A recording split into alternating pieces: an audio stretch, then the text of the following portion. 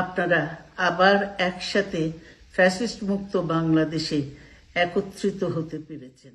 রাষ্ট্র মেরামতে ন্যূনতম সংস্কার দ্রুত সম্পন্ন করে গণতান্ত্রিক ব্যবস্থায় ফিরে যাবার জন্য সকলের কাছে গ্রহণযোগ্য নির্বাচন সম্পন্ন করার আহ্বান জানিয়েছেন বিএনপি চেয়ারপারসন বেগম খালেদা জিয়া।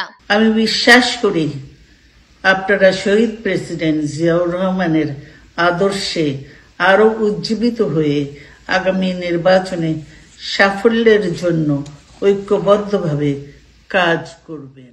বৃহস্পতিবার দুপুরে রাজধানীর জাতীয় সংসদ ভবনের এলডি হলে দলটির বর্ধিত সভায় লন্ডন থেকে ভার্চুয়ালি যুক্ত হয়ে প্রধান অতিথির বক্তব্যে তিনি এ আহ্বান জানান।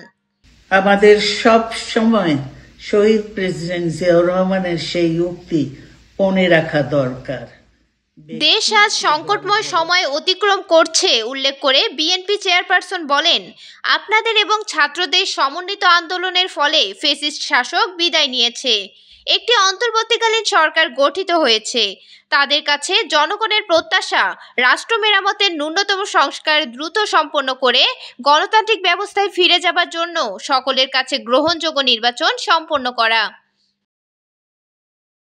দীর্ঘ ফ্যাসিবাদ বিরোধী আন্দোলনে শহীদদের প্রতি শ্রদ্ধা জানিয়ে তিনি বলেন, দীর্ঘ ফ্যাসিবাদ বিরোধী সংগ্রামে যারা শহীদ হয়েছেন, সম্প্রতি জুলাই আগস্টে ফ্যাসিবাদের ভয়াবহ দমননীতির কারণে যারা শহীদ হয়েছেন তাদের প্রতি শ্রদ্ধা জানাচ্ছি। যারা আহত হয়েছেন তাদের প্রতি জানাচ্ছি আন্তরিক সমবেদনা। আমি চিকিৎসার কারণে যুক্তরাজ্যে অবস্থান করলেও সব সময় আপনাদের পাশেই আছি। আমি চিকিৎসার কারণে যুক্তরাজ্যে অবস্থান করলেও আমি সব সময় আপনাদের পাশেই আছি।